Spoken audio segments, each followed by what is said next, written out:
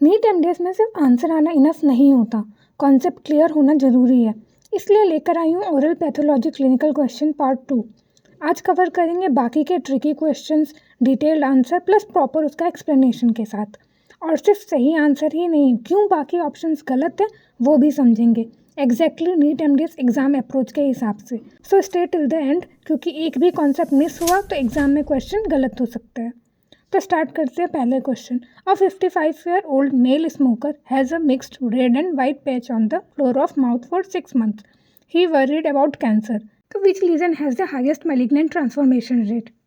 तो ये क्वेश्चन एक ट्रैप है, क्योंकि इसमें लिखा है mixed red and white patch, ठीक है, इसलिए स्टूडेंट्स स्पेकल ल्यूकोप्लेकिया चूज करते हैं। लेकिन क्वेश्चन पूछ रहा है हाईएस्ट मैलिग्नेंट ट्रांसफॉर्मेशन रेट, और वो है एरिथ्रोप्लेकिया। इसमें आपको हायरार्की याद रखना है, लोएस्ट से हाईएस्ट ट्रांसफॉर्मेशन रेट। सबसे पहला होमोजीनियस ल्यूकोप्लेकिया जो कि 5% है। वेरिकस ल्यूकोप्लेकिया मॉडरेट है, बट प्लोरिफरेटिव ल्यूकोप्लेकिया एग्रेसिव होता है। स्पेकल ल्यूकोप्लेकिया हाइयर है, एरिथ्रोप्लेकिया 14 to 15% है, मतलब सबसे हाईएस्ट जो है आपका एरिथ्रोप्लेकिया है। आप देखते हैं कि एरिथ्रोप्लेकिया इतना डेंजरस होता क्यों है, क्योंकि रेड कलर ही एपिथेलियल एट्रोफी इंडिकेट करता है। Thin epithelium, abnormal vascularity, severe dysplasia या कार्सिनोमा इन सेटू ऑलरेडी प्रेजेंट होता है मोस्ट केसेस में बायोप्सी पे, ठीक है।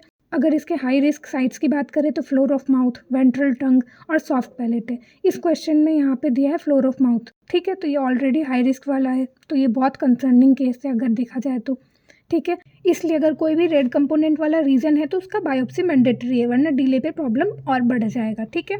अब बात करते हैं क्वेश्चन में mixed red and white describe है। ये एरिथ्रोप्लेकोप्लेकिया या स्पेकल्ड हो सकता है क्लिनिकली, लेकिन इसमें मेंशन है हाईएस्ट रेट, तो उसका ऑप्शन का आंसर है आपका एरिथ्रोप्लेकिया, ठीक है। अब बाकी ऑप्शंस देखते हैं क्यों नहीं है। फर्स्ट है homogeneous leukoplakia, uniform white flat no red component, और ये सबसे लोएस्ट रिस्क होता है इसका, ठीक है। 5% ट्रांसफॉर्मेशन रेट होता है इसका बस। तो most common type of leukoplakia कौन सा होता है, हमारा होमोजीनियस ल्यूकोप्लेकिया, ठीक है। तो अगर ओनली वाइट या फ्लैट है तो रिलेटिवली सेफर होता है हमारा, बट स्टिल मॉनिटर करना होता है और बायोप्सी कराओ ताकि कोई डिस्प्लेजिया वगैरह रूल आउट हो जाए, ठीक है। बी है हमारा स्पेकल ल्यूकोप्लेकिया, मिक्स्ड रेड और वाइट पैचेस, एग्जैक्टली जैसा इस पेशेंट में है, लेकिन ये सेकेंड हाईएस्ट ट्रांसफॉर्मेशन रेट है इसका, ठीक है। नीट में इस क्वेश्चन टाइप पे बहुत लोग यही चूज़ करते हैं क्योंकि डिस्क्रिप्शन मैच करता है, लेकिन क्वेश्चन में लिखा है हाईएस्ट रेट, ठीक है, तो उसका आंसर हमारा एरिथ्रोप्लेकिया ही है, क्योंकि वही एरिथ्रोप्लेकिया का रेट ट्रांसफॉर्मेशन रेट सबसे हाईएस्ट है, ठीक है। डी हमारा है वेरिकस ल्यूकोप्लेकिया, थिक वार्टी कोरुगेटेड सरफेस, टोबैको एसोसिएटेड होता है। तो प्रोलिफरेटिव वेरिकस ल्यूकोप्लेकिया के मल्टीपल साइट्स होते हैं, करेंट और एग्रेसिव उसके सब टाइप्स हैं, बट एरिथ्रोप्लेकिया के कंपैरिजन में स्टिल लोअर ट्रांसफॉर्मेशन रेट है उसका, ठीक है। तो नेक्स्ट क्वेश्चन हमारा 20-year-old patient has a jaw lesion with ghost cell on histology and calcification within cystic lining, some area shows ameloblastomatous changes, which lesion is this, ठीक है। तो ghost cell सुनते ही आपको एक वर्ड याद आना चाहिए, वो है आपका COC, कैल्सिफाइंग ओडोंटोजेनिक सिस्ट, जिसको हम लोग गोल्डन सिस्ट भी बोलते हैं, ठीक है। तो घोस्ट सेल होता क्या है, सबसे पहले ये जानो।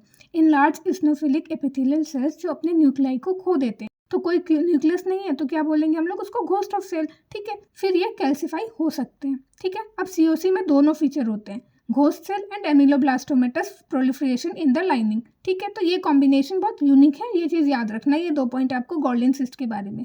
अब गोल्डन सिस्ट का नाम गोल्डन डिस्क्राइब किया इसलिए उन्होंने गोल्डन सिस्ट रख दिया, ठीक है। वही गोल्डन जिन्होंने गोल्डन गोल सिंड्रोम भी डिस्क्राइब किया था जो कि OKC में होता है। तो ये दोनों अलग अलग एंटिटी है, तो इस पर कंफ्यूज मत करना, ठीक है। अब देखते हैं कि बाकी ऑप्शंस क्यों नहीं है। पहला ऑप्शन है AOT, एडिनोमेटॉइड ओडोंटोजेनिक ट्यूमर, जिसको हम लोग 2/3 रूल भी बोलते हैं, ठीक है, जो कि बहुत इंपॉर्टेंट है इसका। 2/3 anterior jaw, 2/3 in females and 2/3 associated with unerupted tooth, especially canine, ठीक है। हिस्टोलॉजी की बात करें तो डक्ट लाइक स्ट्रक्चर प्रेजेंट होता है, वोल्ड नोड्यूल्स होते हैं, एमॉर्फस कैल्सिफिकेशन होता है, लेकिन जो मेन फीचर है वो है कि घोस्ट सेल इसमें अब्सेंट होता है। ये यूजली यंग पेशेंट में होता है, इनकैप्सुलेटेड होता है और लो रिकरेंस है इसका, ठीक है, इसलिए इसका कंजर्वेटिव ट्रीटमेंट होता है। तो इसी वजह से इसमें घोस्ट सेल नहीं है, इसका मतलब ये हमारा ये ऑप्शन नहीं है। ठीक है। बी है हमारा CEOT, पिंड बॉक्स ट्यूमर, ठीक है, जिसको हम लोग कैल्सिफाइंग एपिथेलियल ओडोंटोजेनिक ट्यूमर भी बोलते हैं। इसमें प्रेजेंट होता है एमाइलॉइड लाइक होमोजीनियस इस्नोफिलिक मटेरियल जो कि कॉन्गो रेड पॉजिटिव होता है, और लेसेगिंग रिंग्स कैल्सिफिकेशन प्रेजेंट होता है जो कि कॉन्सेंट्रिक रिंग्स होते हैं, ठीक है। Polyhedral epithelial cell with prominent intracellular bridges present होती है, पोस्टीरियर मैंडिबल में मेनली देखा जाता है, और इसमें कोई घोस्ट सेल नहीं प्रेजेंट होता है। यही एक की डिफरेंशिएटर है CEOT वर्सेस COC में। दोनों में कैल्सिफिकेशन है, लेकिन घोस्ट सेल हमारा प्रेजेंट होता है COC में और एमाइलॉइड प्रेजेंट होता है CEOT में। ये डिफरेंस याद रखना, बहुत कन्फ्यूजन होता है इन दोनों में, ठीक है। डी हमारा है एमिलोब्लास्टिक फाइब्रोमा। ये यंग पेशेंट में देखने को मिलता है। मिक्स्ड ओडोंटोजेनिक ट्यूमर है हमारा। Epithelial strength in cellular ectomesenchyme resembling dental papilla. कोई घोस्ट सेल नहीं प्रेजेंट है, कोई कैल्सिफिकेशन भी नहीं प्रेजेंट है। ये बिनाइन होता है बट रिकर हो सकता है, ठीक है। अगर घोस्ट सेल है हमारा तो होगा COC, ठीक है, जिसको हम लोग गॉल्डन सिस्ट भी बोलते हैं। कोई घोस्ट सेल नहीं है, एमाइलॉइड है और लाइसेगिंग रिंग्स प्रेजेंट है, तो हमारा CEOT होगा, ठीक है। A 60-year-old male tobacco chewer has an indurated, non-healing ulcer with everted edges on the lateral border of tongue for 3 months. Cervical lymph nodes are palpable. Which feature most suggest malignancy in this ulcer? तो इस question में बोला है most suggest malignancy, ठीक है, तो इसका मतलब वो स्पेसिफिसिटी पूछ रहा है आपका, ठीक है। तो इवर्टेड एजेस विद इंड्यूरेशन की बात करें तो ये हमारा मोस्ट स्पेसिफिक मेलिग्नेंट फीचर है, ठीक है। अब इवर्टेड एजेस क्या होता है और ये क्यों होता है? ट्यूमर सेल पेरिफ्री में फास्टर ग्रो करते हैं, ठीक है, तो एजेस बाहर की तरफ रोल आउट हो जाता है। ये हमारा इन्फिल्ट्रेटिव ग्रोथ का रिफ्लेक्शन होता है। अब बात करते हैं इंड्यूरेशन क्यों होता है? डेस्मोप्लास्टिक रिएक्शन की वजह से होता है, ठीक है। अब क्या होता है, ट्यूमर के रिस्पॉन्स में ट्यूमर के अराउंड फाइब्रस टिश्यू फॉर्म होता है, ठीक है। तो जब आप फिंगर से पेल्पेट करोगे अल्सर के साइड में ना, तो आपको हार्डनेस फील होगा, तो वही है हमारा इंड्यूरेशन, ठीक है। अब है हमारा फ्लोर ऑफ अल्सर कैसा दिखेगा, तो नेक्रोटिक स्लफ कवर्ड होगा और ब्लीड इजली ऑन टच। आप जब टच करोगे तो इजली ब्लीड करेगा, ठीक है। अब देखते हैं बाकी ऑप्शन क्यों लेस स्पेसिफिक है। फर्स्ट क्या हमारा पेन बहुत से बिनाइन अल्सर पेनफुल होते हैं, ठीक है। अप्थस अल्सर एक्सट्रीमली पेनफुल होता है। मेलिग्नेंट अल्सर शुरू में रिलेटिवली पेनलेस भी हो सकते हैं, लेकिन लेटर स्टेज में पेनफुल भी होता है, तो ये हमारा स्पेसिफिसिटी नहीं दिखा रहा है, ठीक है। अब ड्यूरेशन की बात करें जो कि 3 मंथ दिया है। Non healing is a red flag, but traumatic ulcer भी परसिस्ट करता है अगर इरिटेंट को हम रिमूव नहीं करेंगे, तो ये भी हमारा नॉन स्पेसिफिक नहीं हुआ, ठीक है। अगर लिम्फेडिनोपैथी की बात करें तो रिएक्टिव लिम्फ नोड इन्फेक्शन में भी इनलार्ज होते हैं। मेलिग्नेंसी के टाइम पे जो लिम्फ नोड होता है वो हार्ड होता है, फिक्स्ड होता है, नॉन टेंडर होता है, ठीक है। तो नोड्स भी उतना स्पेसिफिसिटी नहीं दिखा रहे हैं आपका, ठीक है। आपको साइट्स की बात करें तो इंडिया में मोस्ट कॉमन टोबैको च्यूइंग में जो साइट होता है वो आपका बक्कल म्यूकोजा, लेकिन वेस्टर्न कंट्रीज में लेटरल टंग हमारा मोस्ट कॉमन होता है। अब बाकी ऑप्शंस देखते हैं। फर्स्ट है आपका पेन ऑन स्वेलिंग।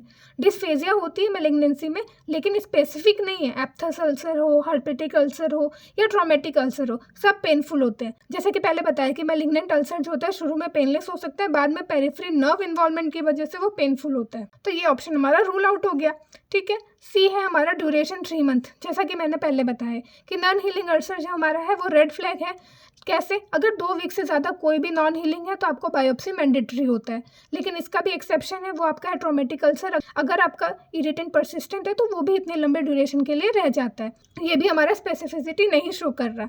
लिम्फेडिनोपैथी भी मैंने बताया आपको, जो डिफरेंस आपको याद रखना है कि मैलिग्नेंट नोड्स जो होते हैं वो हार्ड, फिक्स्ड और नॉन टेंडर होता है, लेकिन वही रिएक्टिव नोड्स जो होते हैं वो सॉफ्ट, मोबाइल और टेंडर होते हैं, ठीक है। तो कहीं पे भी आपको एवर्टेड एजेस प्लस इंड्यूरेशन दिखे तो वो हमारा मैलिग्नेंट अल्सर का हॉलमार्क है, ठीक। तो नेक्स्ट क्वेश्चन देखते हैं। 30-year-old male has a painless swelling at the junction of hard and soft palate for 1 year. On incision, thick mucoid material drains. Histology shows mucus cell, epidermoid cell and intermediate cell. No perineural invasion. Most likely diagnosis and grade. ठीक है, इस question में grade determine करना है और no perineural invasion हमारा clue दिया हुआ है जानबूझ के, ठीक है। तो म्यूकोएपिडर्मोइड कार्सिनोमा की बात करें तो ये most common malignant salivary gland है, ठीक है। इसमें 3 टाइप ऑफ सेल देखने को मिलते हैं, म्यूकस सेल, एपिडर्मोइड सेल और इंटरमीडिएट सेल। ये कॉम्बिनेशन यूनिक है, कोई और ट्यूमर में ये तीनों सेल एक साथ नहीं देखने को मिलता। अगर साइट की बात करें तो इसमें junction of hard and soft palate दिया हुआ है, ठीक है। तो मोस्ट कॉमन जो होता है इंट्राओरल साइट है हमारा ये म्यूकोएपिडर्मोइड कार्सिनोमा का। ओवरऑल पैरोटिड हमारा जो है मोस्ट कॉमन साइट है, लेकिन इंट्राओरल हमारा पैलेट जो है वो मोस्ट कॉमन साइट है, ठीक है। अब ग्रेड की बात करते हैं। नीट एमडीएस में ग्रेड हमेशा आता है, ठीक है। अब इसमें हम देखते हैं लो ग्रेड। लो ग्रेड क्या होता है? प्रीडोमिनेंटली इसमें म्यूकस सेल प्रेजेंट होता है, सिस्टिक आर्किटेक्चर प्रोमिनेंट करता है, इसमें कोई पेरिन्यूरल इन्वेजन नहीं होता है, म्यूकॉइड मटेरियल ड्रेंस करता है, गुड प्रोग्नोसिस है इस ट्यूमर का हमारे, और 5 ईयर सर्वाइवल जो है हमारा 90% से ज़्यादा है। ठीक है, लेकिन वही अगर हम हाई ग्रेड की बात करें तो प्रीडोमिनेंटली उसमें एपिडर्मोइड या इंटरमीडिएट सेल देखने को मिलता है, सॉलिड ग्रोथ होता है और पेरिन्यूरल इन्वेजन प्रेजेंट होता है, नेक्रोसिस भी प्रेजेंट होता है और पुअर प्रोग्नोसिस है इसका, और 5 ईयर सर्वाइवल रेट जो है वो 50% से भी कम है। ठीक है, इस क्वेश्चन में मेंशन है mucoid material, no perineural invasion, तो इसका मतलब क्या है? हमारा लो ग्रेड। ठीक है, अगर ट्रीटमेंट वाइज बात करें तो वाइड लोकल एक्ससीजन करेंगे, लो ग्रेड के केस में हमारा कंजर्वेटिव जाएंगे, और हाई ग्रेड के केस में हम एग्रेसिव सर्जरी प्लस रेडिएशन दोनों ही करेंगे। ठीक है, अब बाकी ऑप्शंस देखते हैं। फर्स्ट हमारा हाई ग्रेड म्यूको एपिडर्मोइड कार्सिनोमा, बताया इसमें हमारा एपिडर्मोइड डोमिनेट करता है, सॉलिड पैटर्न होता है, पेरिन्यूरल इन्वेजन प्रेजेंट होता है, एनाप्लेजिया होता है और नेक्रोसिस होता है। ठीक है, इस केस में इसमें मेंशन किया है कि पेरिन्यूरल इन्वेजन नहीं है, इस वजह से हमारा हाई ग्रेड वाला नहीं है ऑप्शन। ठीक है, अब बी है हमारा प्लियोमॉर्फिक एडिनोमा, ये हमारा बिनाइन मिक्स ट्यूमर है, इसमें हमारा प्रेजेंट होता है कॉन्ड्रोमिक्सॉइड स्ट्रोमा, एपिथेलियल और मायोएपिथेलियल सेल दोनों प्रेजेंट होते हैं, इसमें जो म्यूकस एपिडर्मोइड इंटरमीडिएट सेल नहीं प्रेजेंट होता, तो ये हमारा कैंसिल आउट हो गया। ठीक है, प्लियोमॉर्फिक एडिनोमा का एक पॉइंट आपको याद रखना है, वो है आपका स्यूडोपोड एक्सटेंशन, जिसकी वजह से रिकरेंस होता है। ठीक है, डी हमारा है म्यूकोसिल, म्यूकोसिल को हम लोग म्यूकस एक्सट्रावेसेशन फिनोमेना और म्यूकस रिटेंशन सिस्ट भी बोलते हैं। ये हमारा स्यूडोसिस्ट होता है क्योंकि इसमें कोई एपिथेलियल लाइनिंग नहीं होता। ठीक है, इसमें हमारा 3 टाइप ऑफ सेल्स प्रेजेंट नहीं है। ये मोस्ट कॉमन इसका साइट है आपका लोअर लिप, ये बिनाइन होता है और सर्जिकल एक्सीजन करते हैं इसमें। पैलेट के केस में म्यूकोसिल बहुत रेयर है, इसलिए ये ऑप्शन भी हमारा एलिमिनेट हो गया। ठीक है, तो कहीं पे भी आपको 3 टाइप ऑफ सेल दिखे, पैलेट दिखे और कोई पेरिन्यूरल इन्वेजन नहीं है, तो हमारा लो ग्रेड म्यूकोएपिडर्मोइड कार्सिनोमा है। ठीक है, अब नेक्स्ट क्वेश्चन देखते हैं। A 45 year old women has bilateral white lacy lines, जिसको वाइकम स्ट्राइब बोलते हैं, on buccal mucosa that has been present for 2 years. She is asymptomatic. Recent biopsy shows short-tooth reticulosis and band-like T lymphocyte infiltrate at the interface. Malignant transformation risk.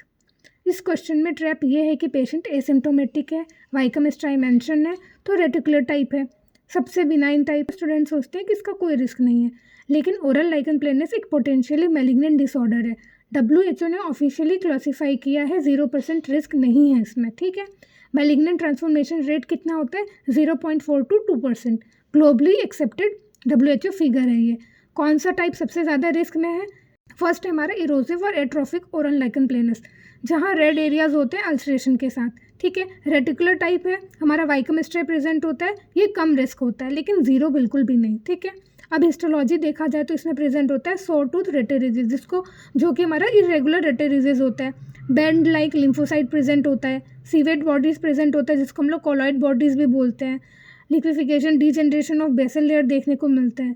ठीक है, इसमें एक differentiation feature है पैम्फिगस vulgaris से, वो ये है कि फाइब्रोनेजन डिपॉजिटेड BMJ लेवल, जिसको हम लोग सेगी पैटर्न भी बोलते हैं। ठीक है, इसमें कोई IgG इंटरसेलुलर प्रेजेंट नहीं होता, जो कि पैम्फिगस के केस में प्रेजेंट होता है। ठीक है, लेकिन इसमें एक चीज़ जो आपको याद रखना है वो कि लॉन्ग टर्म फॉलोअप करना मैंडेटरी है, हर 6 मंथ में बायोप्सी कराना मैंडेटरी है अगर erosive type of lichen planus है तो। ठीक है, अब बाकी ऑप्शंस देखते हैं।